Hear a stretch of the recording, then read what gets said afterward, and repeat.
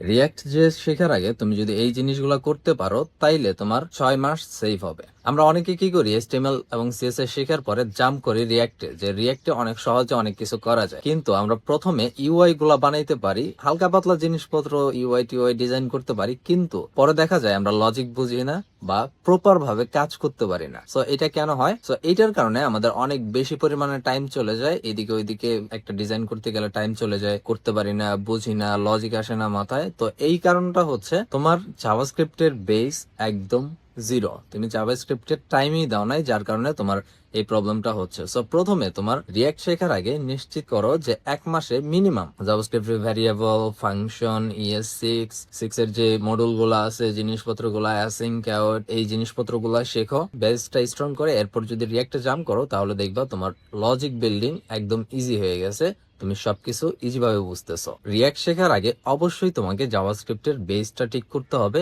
এরপরে তুমি চলে যাও রিয়াক্টে, এন্ড দুমায়া তুমি ওয়েবসাইট বানাই ফেলো। আল্লাহ হাফেজ।